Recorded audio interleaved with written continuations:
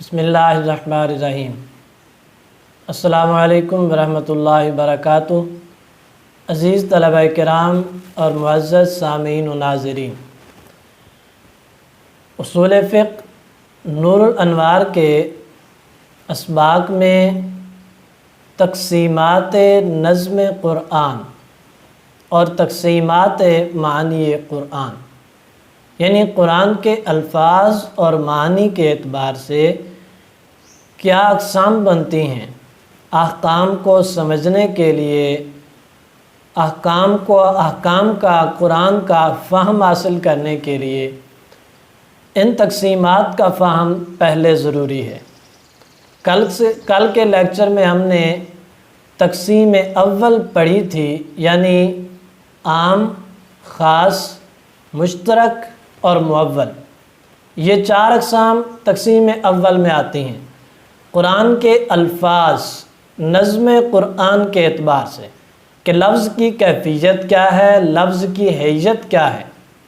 اب اس کے بعد دوسری تقسیم ہے قرآن کے الفاظ، نظم قرآن کے معنی کے اعتبار سے کہ بعض اوقات الفاظ کا معنی ظاہر ہوتا ہے، بعض اوقات چھپا ہوتا ہے، اور یہ ظہور کبھی تو بڑا واضح ہوتا ہے، کبھی اس کے اندر بھی کچھ ابہام ہوتا ہے، کچھ احتمالات ہوتے ہیں، یا اسی طریقے سے کبھی معنی پوشیدہ ہوتا ہے، چھپا ہوتا ہے، خفا ہوتا ہے، اور خفا کبھی کم ہوتا ہے، کبھی زیادہ ہوتا ہے، کبھی تو یہ خفا اٹھ بھی جاتا ہے اور کبھی نہیں اٹھتا۔ تو اس اعتبار سے دوسری تقسیم معنی کے ظہور اور خفا کے اعتبار سے ہوئی۔ اس طرح دو چیزیں اس میں شامل ہیں، پہلی معنی کا ظہور اور دوسرا معنی کا خفا۔ چار قسمیں معنی کے ظہور کی ہیں اور چار ہی قسمیں معنی کے خفا کی ہیں۔ پہلی چار قسمیں جو معنی کے ظہور میں آتی ہیں، ظاہر، نص، مفسر اور محکم۔ جب معنی ظاہر ہے تو اب اس کے اندر ابھی ایسا احتمال ہوتا ہے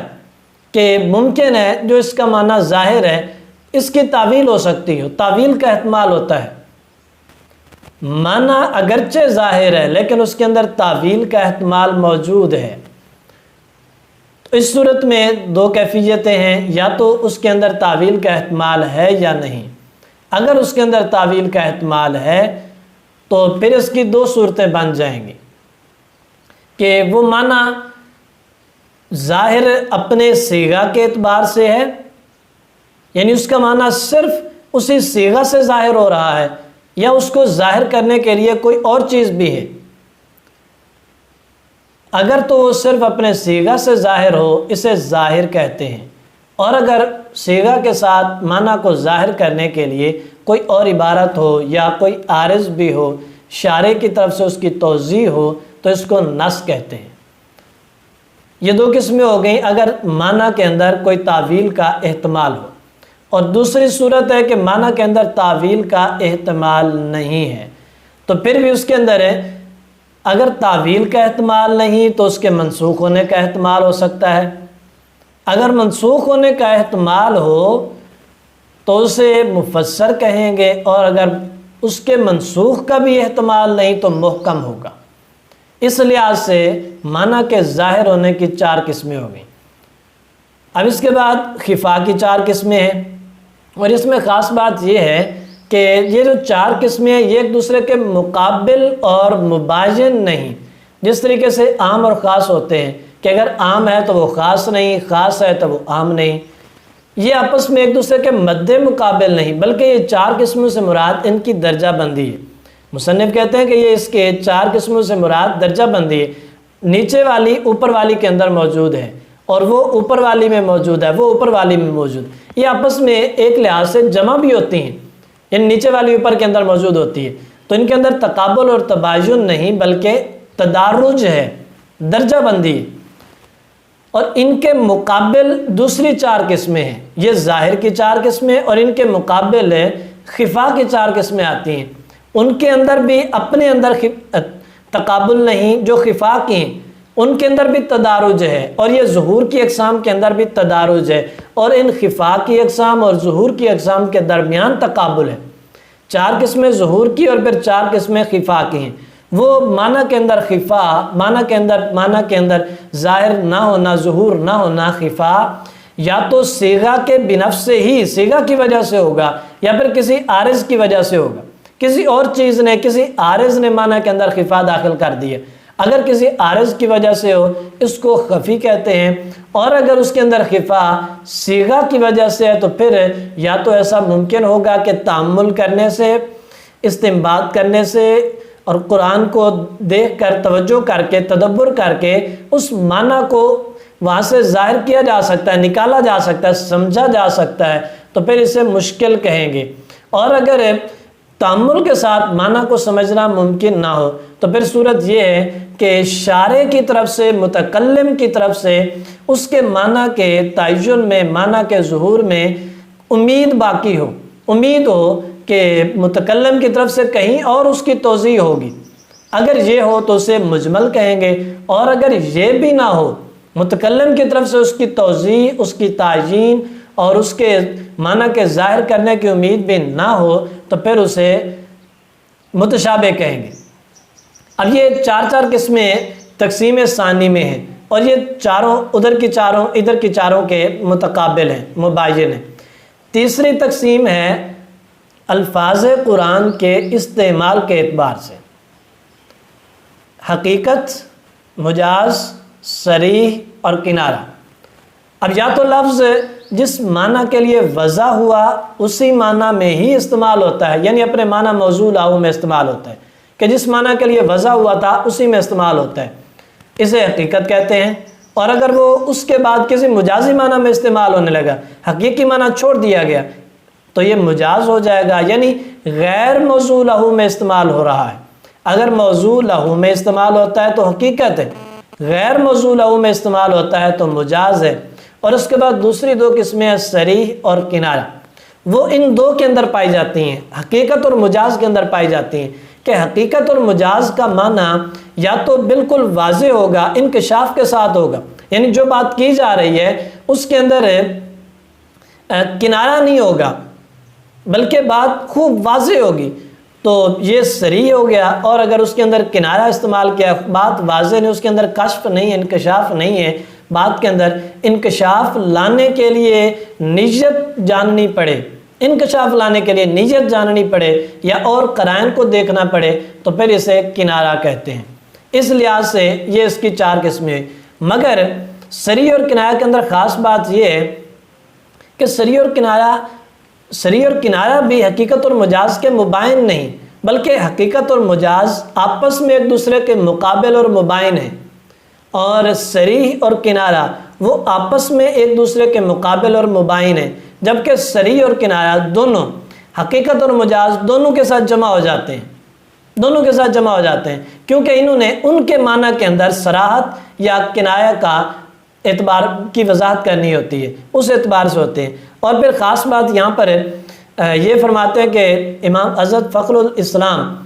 بزدوی رحمۃ اللہ تعالی علیہ، آپ نے تو اس کی تقسیم کرتے ہوئے یہ جو تیسری تقسیم لفظ کے استعمال کے اعتبار سے ہے، انہوں نے صریح اور کنایہ کو استعمال میں رکھا ہی نہیں۔ وہ کہتے ہیں کہ تیسری تقسیم یہ ایک تو نظم قرآن کے استعمال کے اعتبار سے ہے، اور دوسرا اس کے لفظ کے معنی کے جاری کے اعتبار سے، یعنی پہلی استعمال لفظ کے اعتبار سے، اور دوسری جریان لفظ، جریان نظم قرآن، کہ وہ لفظ کس معنی میں جاری کیا جا رہا ہے۔ تو جو صریح حقیقت اور مجاز ہیں وہ استعمال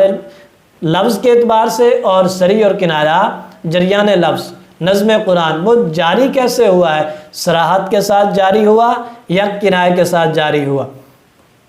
صاحب توضیح انہوں نے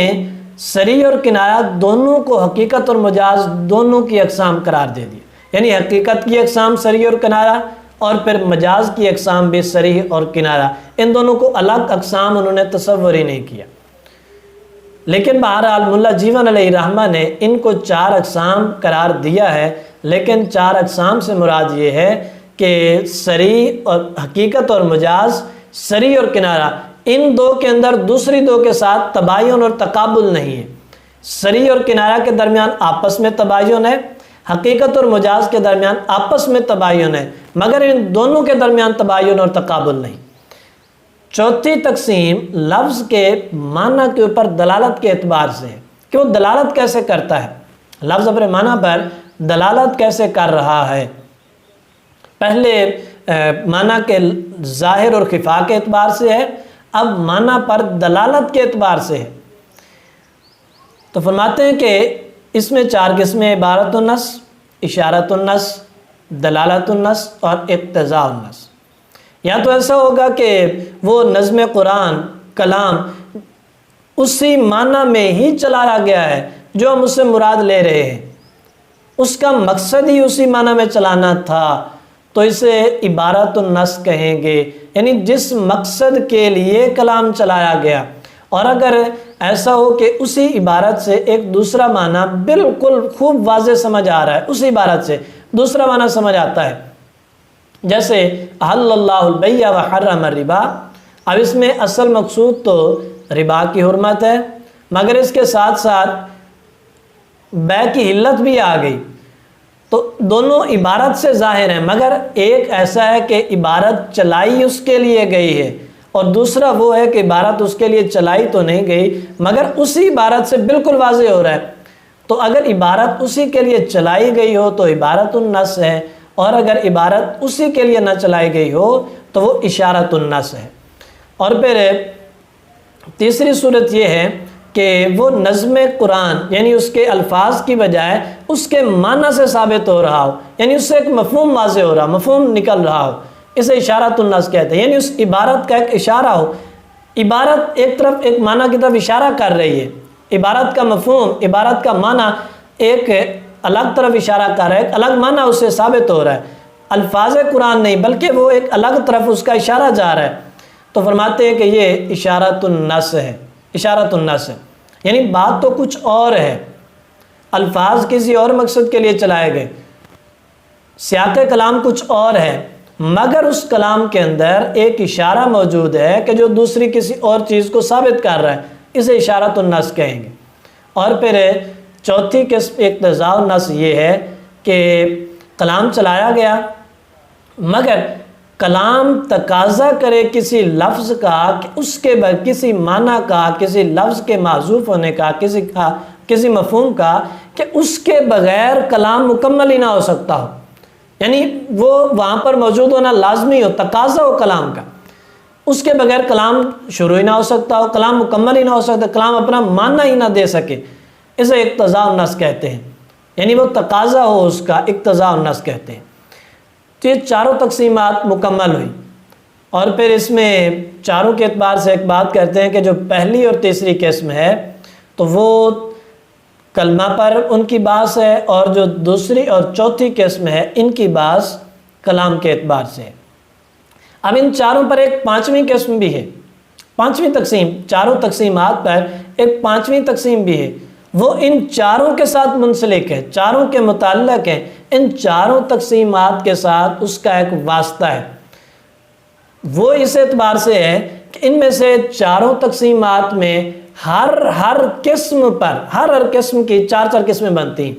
یعنی پہلی تقسیم ہے خاص، عام، مشترک اور موول، ان میں خاص کی 4 تقسیمیں ہیں، 4 قسمیں ہیں، پھر عام کی 4 قسمیں، پھر مشترک کی، پھر موول کی، پھر آگے دوسری تیسری، ہر تقسیم کے اندر موجود اقسام کی 4 قسمیں، اس طریقے سے کل 80 اقسام بنتی ہیں۔ تو ان میں پہلی ہر ایک کی جو قسم بنتی ہے وہ ہے مواضع، یعنی وہ لفظ کس طریقے سے مشتق ہوا، کہاں سے اس کا اشتقاق ہوا، کیسے وضع ہوا، جیسے لفظ خاص خصوص سے ہے، عام عموم سے ہے، یہ ہر ایک کی اس طریقے سے یہ اس کی لغوی اور اشتقاقی بحث ہے۔ اور اس کے بعد دوسرا ہے ان کے معنی، ان کی اصطلاحی تعریف، خاص سے کیا مراد ہے، عام سے کیا مراد ہے، یعنی خاص وضع لمعنی معلوم علی الانفراد،